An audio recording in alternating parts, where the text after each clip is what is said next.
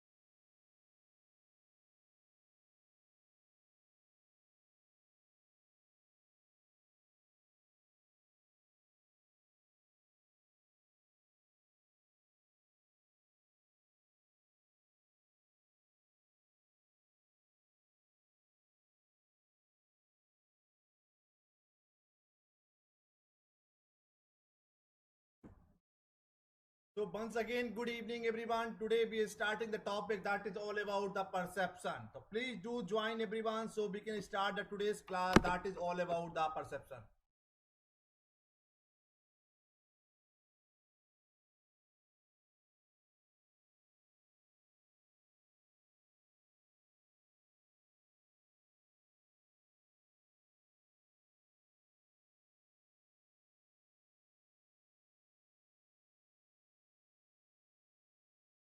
आवाज क्लियर आ रहा है बिल्कुल.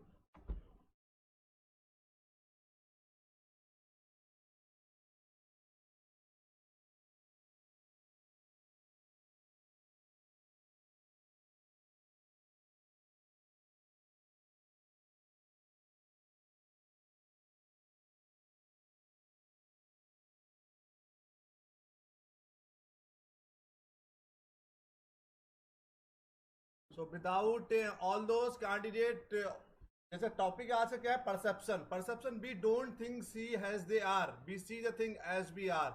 हम लोग जो कुछ भी देखते हैं कि जो एक्चुअली में चीजें वो नहीं देखते.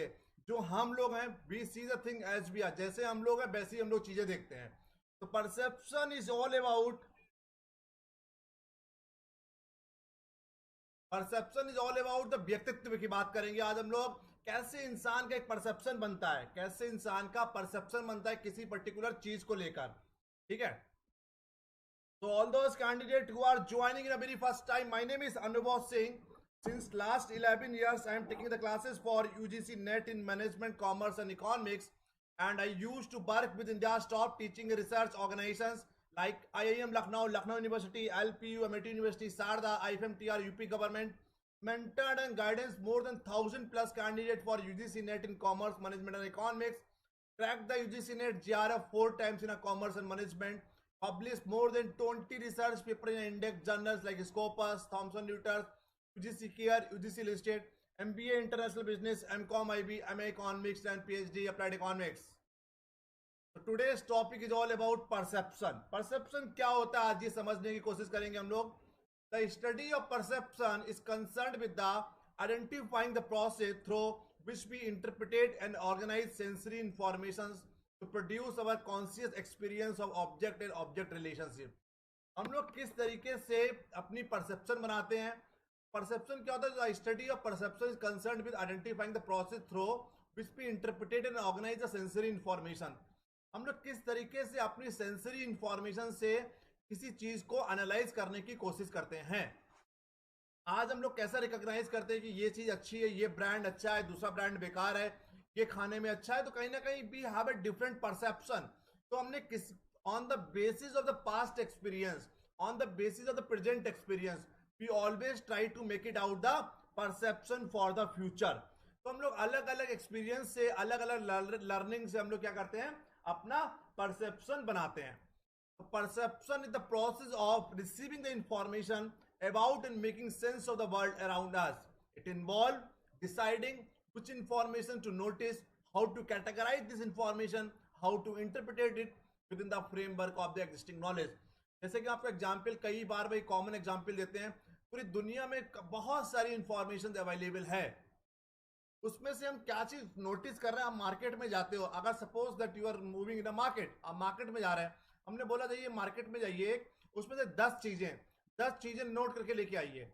अगर 10 इंसान को भेजेंगे उस सेम मार्केट में और सभी से बोलें कि 10 just note down the 10 things, अगर 10 चीजें नोट करके लाइए तो 10 के 10 लोग अलग अलग चीजें नोटिस करके लाएंगे, क्योंकि सबकी अपनी अपनी परसेप्शन है। कोई दुकान देखकर आएगा, शॉप भी कोई इलेक्ट्रॉनिक की शॉप देखेगा, कोई खाने की शॉप देखेगा, कोई कपड़े का शोरूम देखेगा, कोई कंज्यूमर ड्यूरेबल देखेगा, कोई फर्नीचर देखेगा।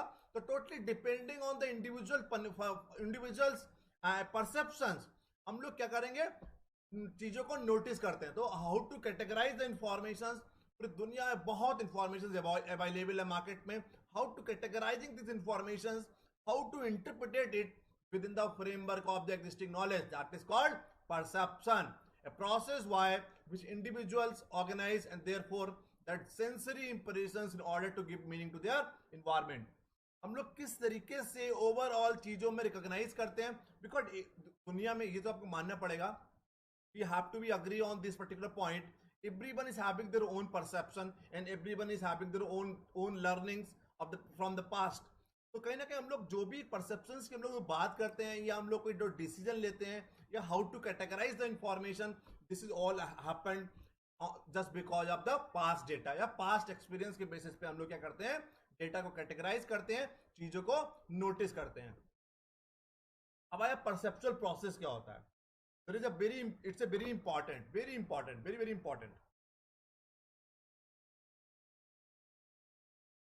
पर कैसे परसेप्शन कैसे बनती है एक इंसान की। Perceptual process is a sequence of step that begin with the environment and leads to our perceptions of a stimulus and actions in response to the stimulus. This process is continual, but you don't spend a great deal of the time thinking about the actual process that occurs when you perceive the many stimuli that surround you at a given moment। एक time में जब आपके पास बहुत सारी stimuli होती है, stimuli जो चीजें दिख रही है, जो कुछ ऑब्जेक्ट जो होता है उसको हम लोग स्टिमुलाई बोल रहे हैं। The process of transforming the light that fall in your retinas into your actual visual image happens unconsciously and automatically। The suitable change, yes, a subtle change in a pressure against your skin that allow you to feel object occur without a single thought। In order to fully understand how to perception process work, we will start by breaking down each step। Clear. तो perceptual process किस तरीके से काम करता है, जब देखिए पूरे पूरे इन्वायरमेंट में लाखों चीजें होती हैं, उन लाखों में चीजों में कौन सी चीज आप देखते हो, फिर देखने के बाद आपकी आई जब रेटिना आपकी आंखों में क्या जाता है, फिर आई जब रेटिना से कैसे वो ट्रांसफॉर्म होकर आपके दिमाग में जाता है, कैसे आप किसी चीज की परसेप्शन बनाते हो, उसी के लिए हम लोग पढ़ेंगे परसेप्चुअल प्रोसेस। तो we have 8 steps. The environmental stimuli 1, attendant stimuli 2, image of the retina 3, transduction 4, neural processing 5, perception 6, recognition 7 and action 8। तो we have ये 8 के ऑटो स्टेप कई बार सिक्वेंसिंग में लगाने को भी आते हैं, तो बहुत इंपॉर्टेंट है। Please take it out the screenshot of the particular slide और इसको याद कर लिए। इन्वायरमेंटल स्टिमुलाइज क्या होता है पूरे, देखिए अगर हम आपसे बोले कि आप मार्केट आपसे छत पे खड़े होके या अपने घर के बाहर खड़े होके कुछ चीजें नोटिस करिए, तो इन्वायरमेंटल स्टिमुला जो समाज में जो कुछ भी दिख रहा है आपको, सोसाइटी में, आपकी कॉलोनी में, मार्केट में जो कुछ दिख रहा है, that is all about the environmental stimuli. उसमें एनिमल भी हो सकता है, उसमें प्लांट भी होगा, उसमें मकान भी दिखेंगे, घर भी दिखेंगे, गाड़ियां भी दिखेंगी, बाइक दिखेगा, कार दिखेगा। तो डिफरेंट इन्वायरमेंटल स्टिमुलस आपको दिखेंगे। Attendant stimulus, image on the retina, transduction, neural processing, perception, recognition and action किस तरीके से कन्वर्ट होता है, उन सब चीजों की आज हम लोग इसमें बात करने वाले हैं। पहला हुआ था इन्वायरमेंटल स्टिमुलस। तो world is a full of stimuli, पूरा दुनिया फुल ऑफ द स्टिमुला, कई सारे ऑब्जेक्ट है that can attract our attention through the various senses. हम लोग अपने सेंसेस से कई सारी चीजों की तरफ अट्रैक्ट होते हैं। The environmental stimulus is everything। The environmental stimulus is everything in our environment that has the potential to be perceived। This might include anything that can be seen, touched, tasted, smelled, or heard. It might also involve the sense of proprioception, proprioception, and such as the movement of the arms and legs in the change in the position of the body in relation to the object in the environment. Normal example की हम लोग इसमें दिया है कि imagine that you are out in the morning jog at your local park. आप suppose that आप imagine कर रहे हैं कि सुबह आप मॉर्निंग जॉगिंग के लिए जा रहे हैं एक लोकल पार्क में, अपने घर के पास से पार्क में. As you perform your workout, जैसे अपने वर्कआउट परफॉर्म करते हैं, there are a wide variety of the environmental stimuli that might capture your attention. तो कई सारे टाइप्स की wide variety of environmental stimuli होगी जो आपके अटेंशन को कैप्चर कर सकती है. Just like the tree branches are swaying in the slight breezes. Man is कि tree branches, पेड़ों की branches. Man is out on the grass playing fast, which is a golden retriever. कुछ लोग बाहर हैं, घास पे खेल रहे हैं. A car drives past with the windows rolled down, the music blaring. A duck बत्तख splashes in the nearby pond. एक पास के तालाब में बत्तख दिख रही है आपको. All of this represent the environmental stimuli, serving as a starting point for the perceptual process. तो इन्वायरमेंटल स्टिमुलाई सबसे पहला प्रोसेस होता है.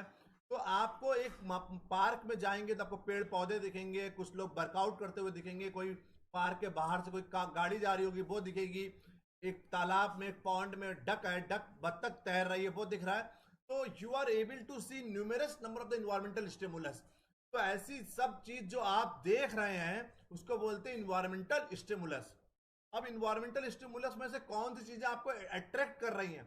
हम आपसे बोले कि आप पार्क में जाइए 10 चीजें नोट करके लाइए. तो totally depending on your perception, totally depending on your past experience, you will be notice down those 10 things. तो इन्वायरमेंटल स्टिमुलस समझ गए. तो दुनिया की जो भी चीजें दिख रही हैं, wide variety of the environmental stimulus are available in the market. उसमें से क्या चीजें आप नोटिस कर रहे हैं, किस तरीके से नोटिस कर रहे हैं, उसका एक प्रोसेस है. तो पहला हो गया इन्वायरमेंटल स्टिमुलस. सेकेंड है the attendant stimulus.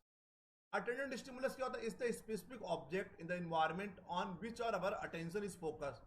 In many cases, we might focus on stimuli that are familiar to us, such as the face of the friend in a crowd of strangers at the local coffee shop.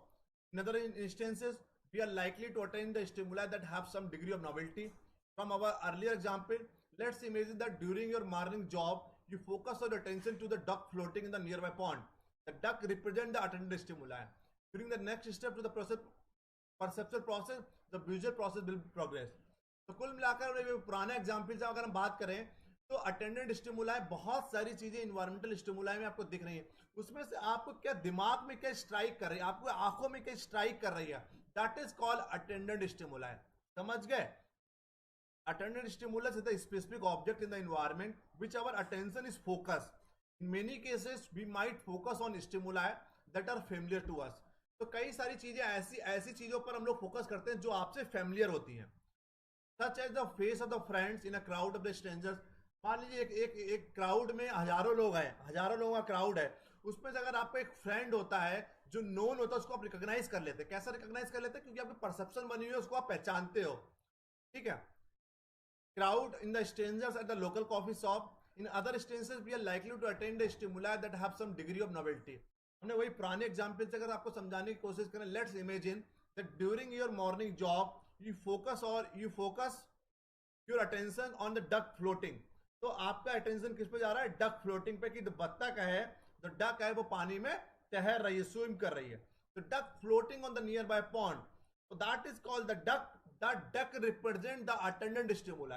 The duck है which is playing the role of the attendant stimulus. During the next step of the perceptual process, the visual process will be progress. समझ गए? तो environmental में जो चीजें environmental stimulus, उसमें से कौन सी चीज आपके दिमाग में स्ट्राइक कर रही है, कौन सी चीज आपको दिख रही है, किस पे आप नोटिस, कौन सी चीज आप नोटिस कर रहे हैं, उसको बोलते हैं अटेंडेंट स्टिमुलस. अब आया the image on the retina. Image on the retina, that is all about means. Next, the attendant stimuli is formed as on the image on the retina. भाई attendant stimuli आपकी आंखों में बैठ जाकर, नहीं कि आंखों में बैठ गई जो चीजें आपको. the first part of the process involve the light actually passing through the cornea and pupils onto the lens of the eyes. The cornea helps focus the light as it entered in the eyes, and the irises of the eye control the size of the pupils in order to determine how much light to let in. The cornea and the lens act together to project in the inverted image on the retina. As you might already be aware, the image on the retina is actually upside down from the actual image in the environment. At this stage of the perceptual process, this is not terribly important. The image has still not been perceived, and this visual information will be changed even more dramatically in the next step of the process. मतलब आपको कौन सी चीज उसमें जो देखी है वो आपको पहचान में आ गई। आपने पहली बार बत्तख देखी, डक आपको दिखी, आपने उसको पहचान लिया क्योंकि आपको पता है डक कौन से कलर की होती है, व्हाइट कलर की होती है। तो इमेज ऑन द रेटिना की वही जो चीज अटेंडेंट स्टिमुला है वो आपकी आंखों में बस गई, उसको आप दोबारा देखोगे तब भी दोबारा उसको पहचान लोगे। आप कैसे पहचानते हो कि ये डॉग है, ये कार है, ये कार i10 कौन सी है, i20 कौन सी है, मर्सिडीज कौन सी है, BMW कौन सी है? कहीं ना कहीं हम लोगों की अटेंडेंट स्टिमुलाई से इमेज ऑन द रेटिना हम लोग पहचान रहे हैं कि जी ये कौन सी जगुआर कौन सी है, या प्यूमा का कपड़ा कौन सा है, मर्सिडीज कौन सी है, रॉयल्स रॉयल्स कौन सी है। कहीं ना कहीं वो पर्टिकुलर उसका लोगो, पर्टिकुलर सिंबल, पर्टिकुलर डिजाइन हमारी इमेज ऑन द रेटिना में आ गई है। अब इमेज ऑन द रेटिना से आंखों में तो आ गई, आंखों से इसको कैसे नेक्स्ट प्रोसेस होगा दिमाग में जाने का। दिमाग में जाने का प्रोसेस को बोलते हैं transduction. The image on the retina is then transformed into electrical signals in a process known as a transduction. This allows the visual messages to be transmitted to the brain to be interpreted. The retina contains many photoreceptor cells. These cells contain protein known as rods and cones. Rods are primarily for seeing things at low light, while cones are associated with the detecting colors and shapes at the normal light level.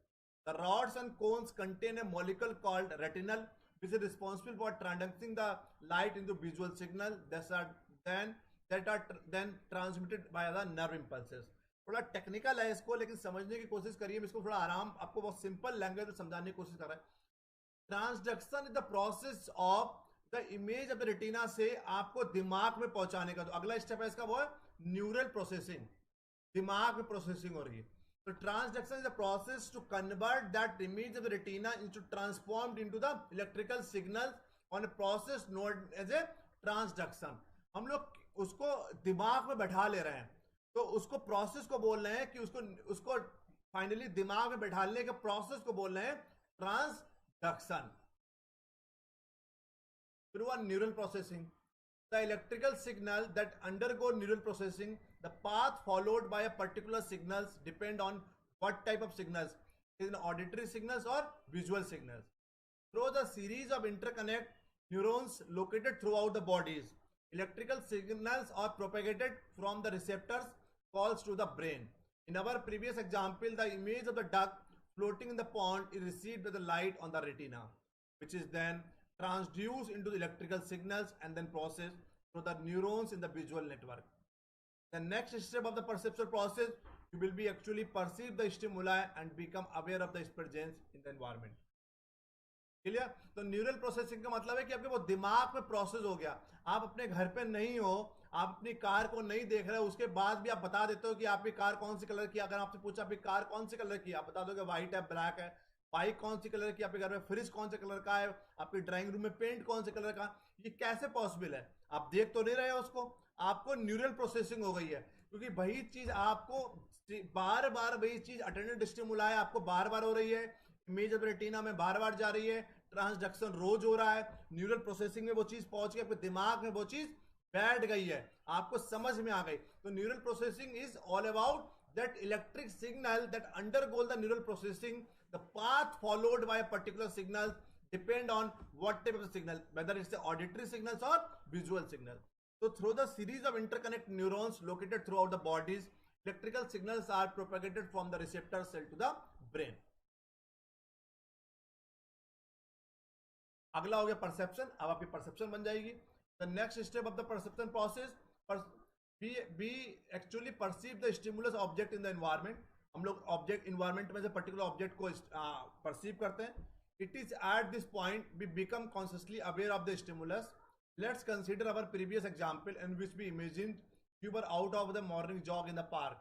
At the perception stage, you have become aware of that there is something on the pond to the perceive. अब आपको perception बन गई कि तालाब में कुछ ऐसी चीजें जिसको आप परसीव करना चाहते हैं, परसीव करते हैं, दैट इज ऑल अबाउट भाई डक की बात करेंगे। Now it is one thing to aware of the stimulus in the environment and quite another to actually become fully consciously aware of what we are perceive.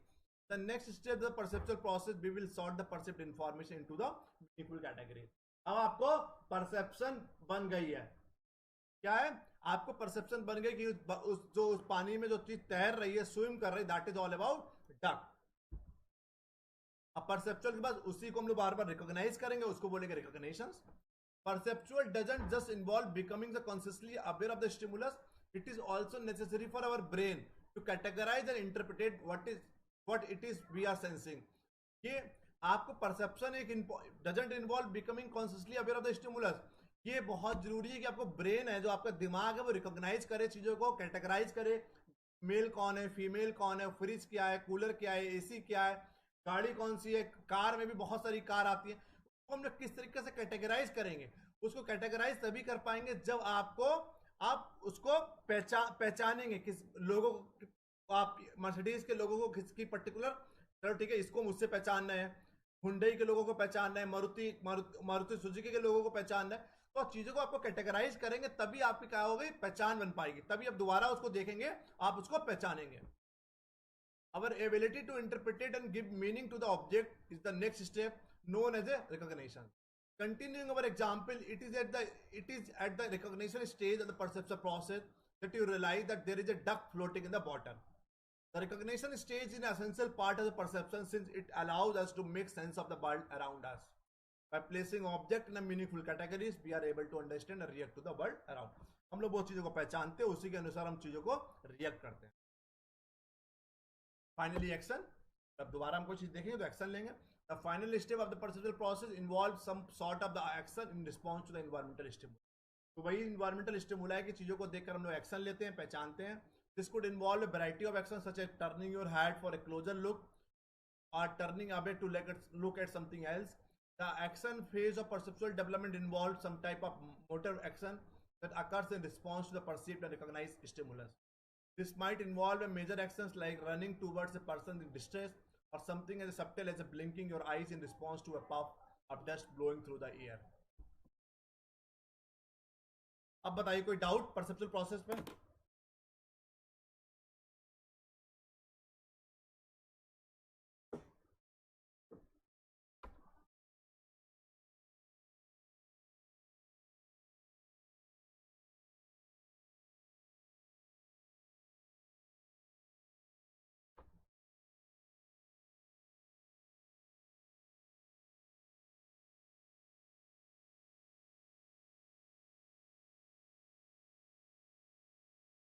भाई जल्दी से आगे बढ़े। ये बनी सेविंग डाउट, कोई समझ ना आया तो बताइए, कोई दिक्कत हो।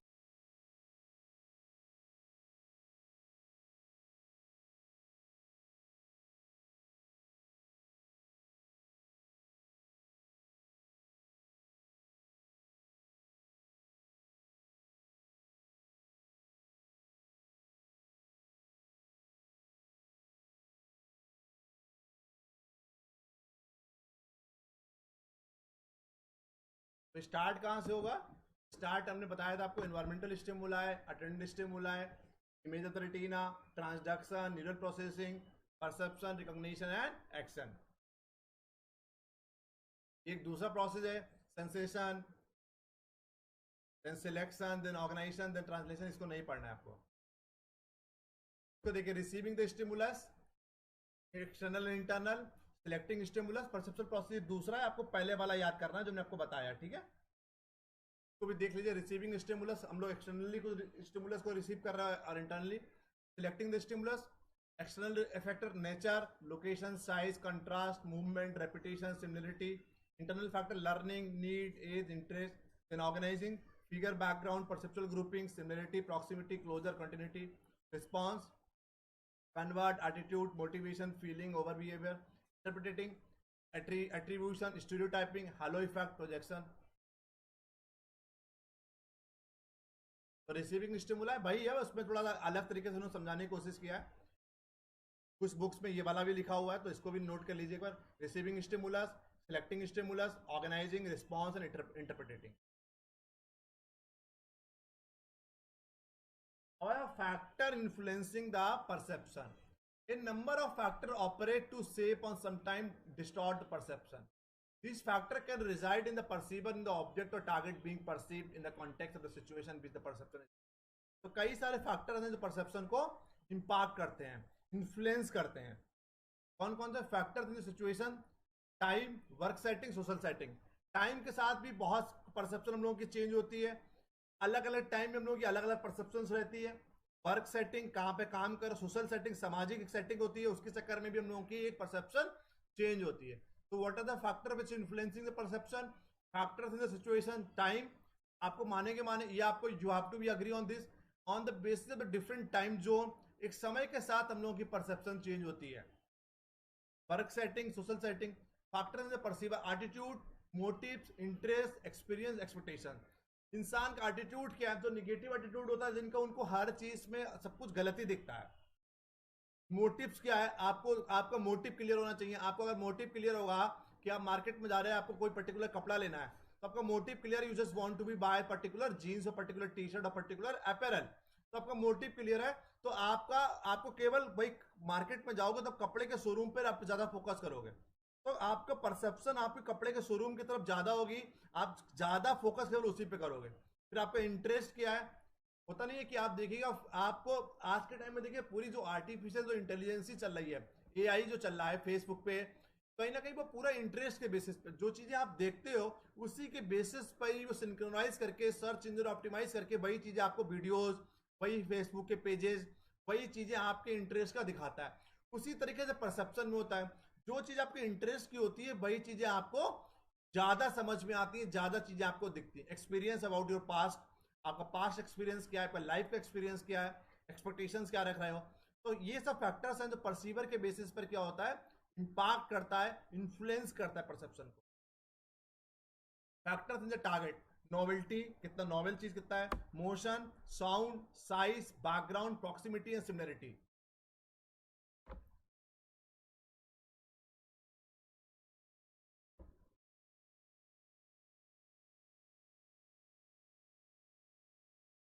ठीक है.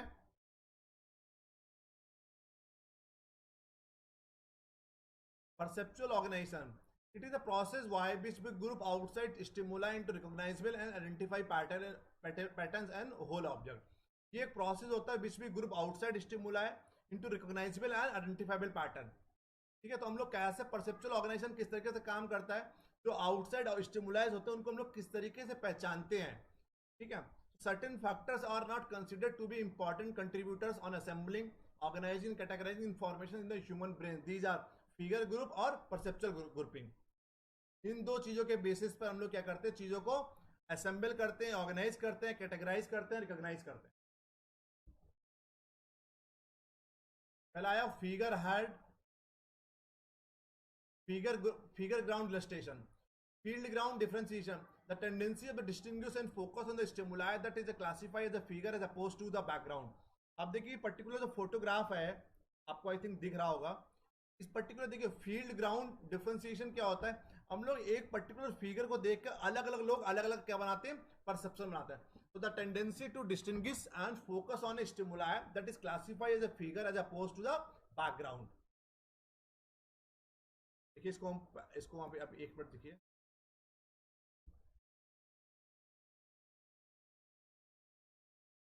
आपको दिखेगा पूरा क्लियर. तो फील्ड ग्राउंड इलस्ट्रेशन का मतलब है field ground differentiation, how actually we are differentiating from the photograph. इस पर्टिकुलर फोटोग्राफ से देखकर देखिए अब क्या समझ में आ रहा है आपको. The tendency to distinguish and focus on the stimuli that is classified the figure as opposite to the background.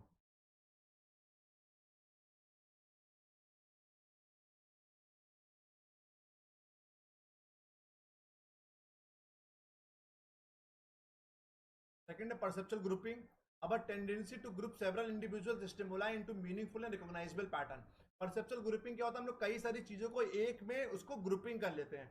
तो ये हम लोग की टेंडेंसी है. चलो ठीक है, अगर ऐसा कोई लोगो दिखेगा तो उसको हम पहचान लेंगे, अगर ऐसा दिखेगा तो that is called Nike.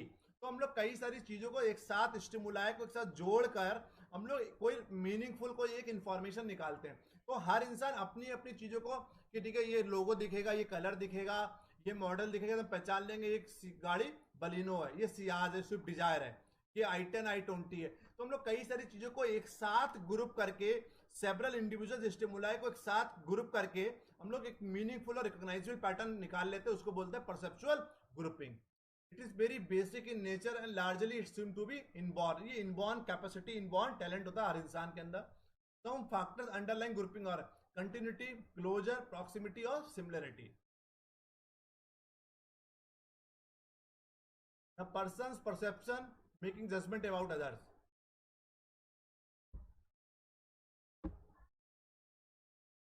Person perception making judgement about others. हम लोग कैसे जजमेंट बनाते हैं दूसरों के लिए, एक कैसे परसेप्शन बना रहे हैं, how actually you are judging the individuals or how actually we are making the judgement on others. When individual observe the behavior, they attempt to determine whether it is internally or externally causes. Observation, individual behavior, observation और individual behaviour. High और लो की बात करेंगे। Interpretation, distinctiveness, consensus, consistency.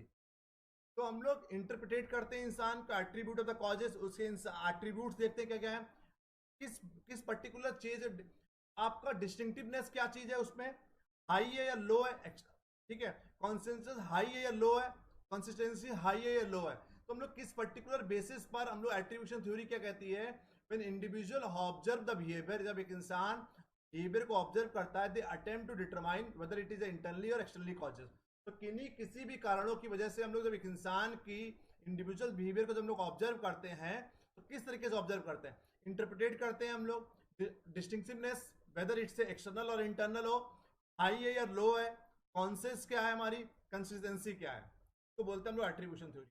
पे कौन कौन से factor हैं, इंटरप्रिटेशन, डिस्टिंक्टिवनेस, कॉन्सेंसस और कंसिस्टेंसी। क्वेश्चन इसमें ऐसे पूछा जाता है कि एट्रीब्यूशन थ्योरीज में कौन कौन से पॉइंट्स होते हैं, तो 4 मेजर पॉइंट होते हैं, इंटरप्रिटेशन, डिस्टिंक्टिवनेस, कॉन्सेंसस, कंसिस्टेंसी। ठीक है, नोट कर लीजिए चारों पॉइंट।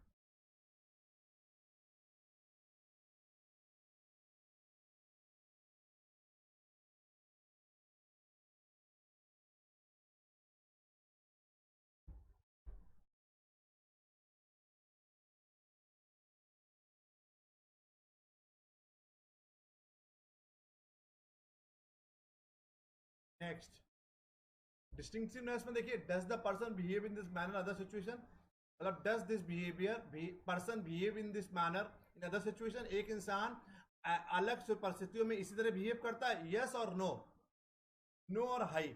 अगर यस तो क्या होगा आपका लो डिस्टिंक्टिवनेस, अगर नो है तो हाई डिस्टिंक्टिवनेस। ठीक है, अगर एक इंसान does the person behave in the manner in other situation, does this person behave in this manner, इसी तरीके से वो अलग परिस्थितियों में इसी तरह बिहेव करता है, अगर यस है तो लो डिस्टिंक्टिवनेस होगा। ये क्वेश्चन भी पूछा जाता है कि लो कब होगा और हाई कब होगा। अगर यस है तो अगर एक इंसान दूसरी परिस्थितियों में दूसरे तरीके से बिहेव करता है, अगर यस है तो हमारा क्या होगा, लो डिस्टिंक्टिवनेस, अगर नो है तो हाई। इसी तरह कॉन्सेंसस में देखेंगे हम लोग, to other person behave in the same manner, अलग अलग लोग एक ही तरीके से बिहेव करते हैं, अगर नो है तो लो कॉन्सियस, यस है तो हाई कॉन्सियस। ठीक है, do other person behave in the same manner, आप मानते हैं कि अलग अलग इंसान एक परिस्थितियों में एक ही सेम तरीके से वो बिहेव करेंगे, नहीं, अलग अलग तरीके से बिहेव करेंगे। अगर नो आंसर है तो लो कॉन्सियस, अगर यस है तो हाई कॉन्सियस।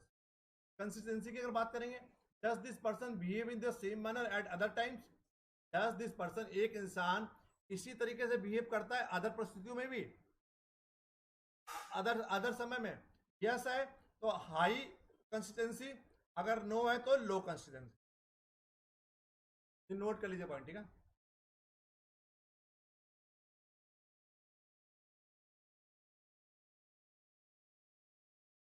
अब आया shortcut in judging the others.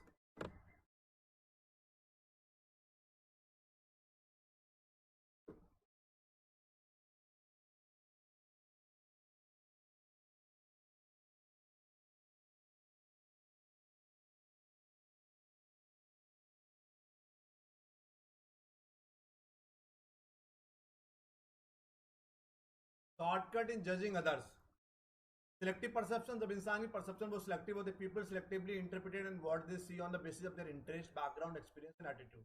जब आप अपने इंटरेस्ट के अनुसार, अपने बैकग्राउंड के अनुसार, अपने एक्सपीरियंस के अनुसार, अपने एटीट्यूड के अनुसार जब किसी को जज करते हैं तो बहुत सिलेक्टिव परसेप्शन होता है। एक ये शॉर्टकट होता है दूसरे को जज करने का। सीधी सी बात, आप क्या करोगे, मिस जज करोगे, उसको सही जज नहीं कर पाओगे। हेलो इफेक्ट क्या होता है, drawing a general impression about A individual on the basis of single characteristic.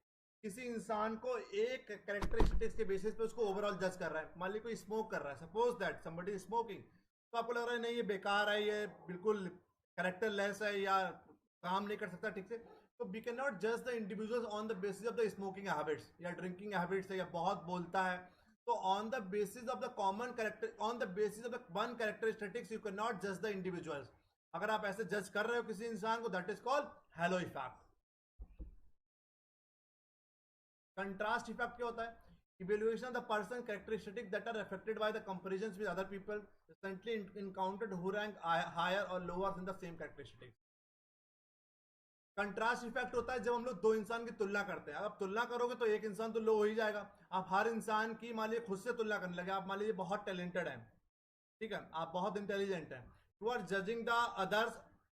आप अपने बेसिस पर, अपनी क्वालिफिकेशन के अकॉर्डिंगली, अपने एक्सपीरियंस के अकॉर्डिंगली दूसरे इंसान को जज करेंगे, तो ऑटोमेटिकली क्या होगा, आपको वो सामने वाला इंसान इंफीरियर ही लगेगा।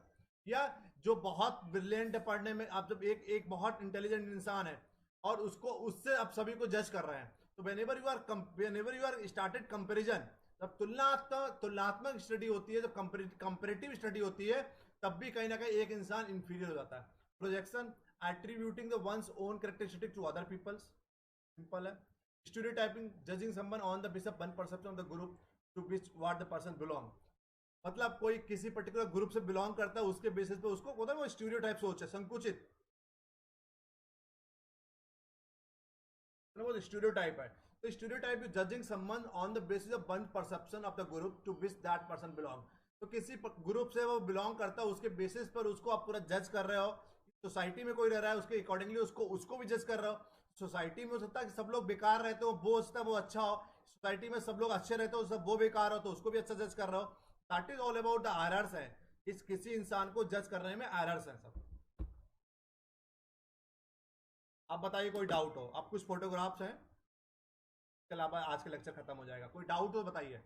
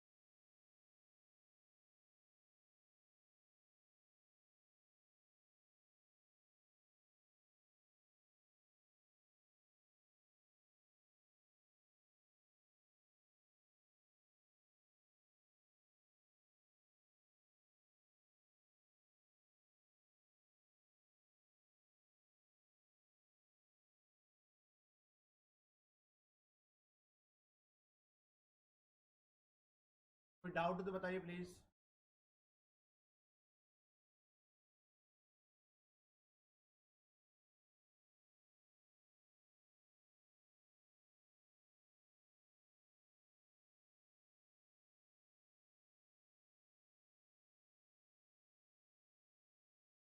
देखिए फोटोग्राफ देख के समझ में आ रहा होगा कि क्या दिख रहा है, कि पानी और एक माउंटेन दिख रहा है, आइस दिख रहा है आपको, या कोई पर्टिकुलर एनिमल दिख रहा है। That is all about the perception.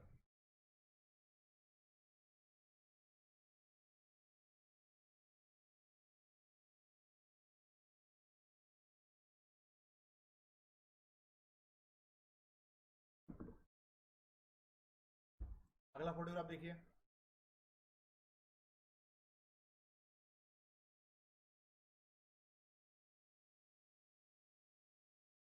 तो एक डियर है, आपको हर चीज की जो, आपको क्या, एक डियर दिख रहा है, या सब भी जितने भी पीछे पेड़ पौधे दिख रहे हैं, आपको पेड़ दिख रहे हैं, प्लांट दिख रहे हैं वो भी सब आपको केवल उसी के डिजाइन में दिख रहे हैं, क्या दिख रहा है आपको?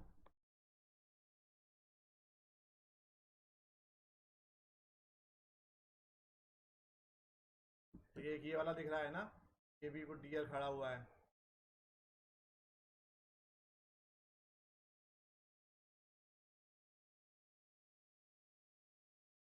हाँ, दिख रहा है ना? That is all about the perception, how actually we are making the perception. यहाँ पे देखिए एक दिख रहा है, अगला फोटोग्राफ देखिए।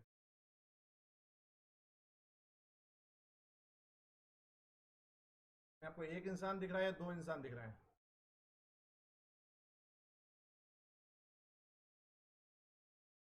तो केवल ये अलग से ईयर दिख रहा होगा।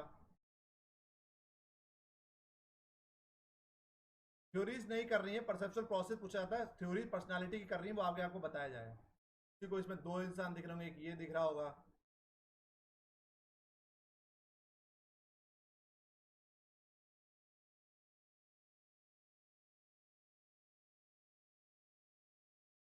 एक ये दिख रही होंगी, एक फीमेल एक मेल दिख रहा होगा। किसी को कुछ लोगों को केवल एक ही दिख रहा होगा।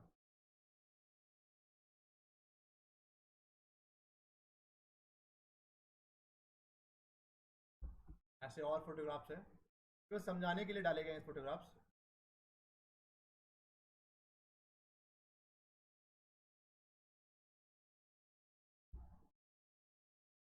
ये अलग है, ये देखिए ये अलग है, ये बिल्कुल।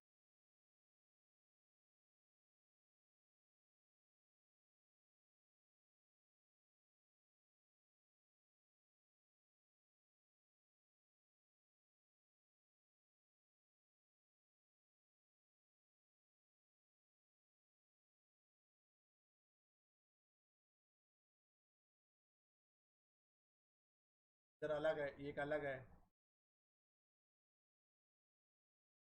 ये उनका माउथ मुंह फेस नहीं है, फेस ये पूरा सामने फेसिंग है।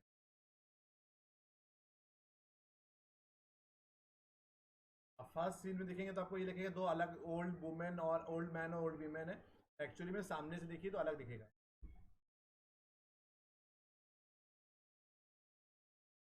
ये देखिए,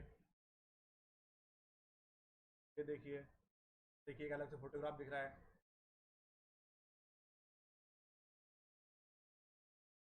है?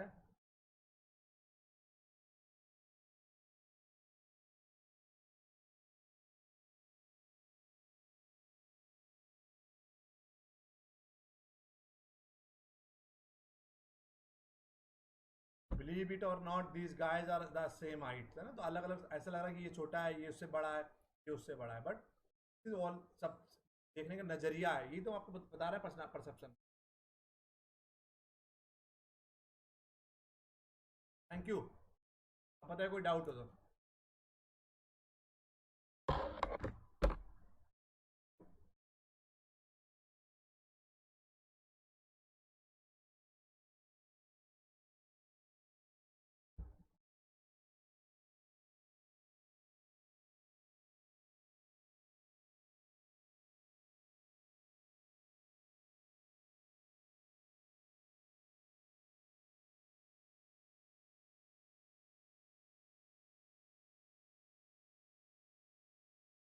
कोई किसी को डाउट हो तो प्लीज बताइए।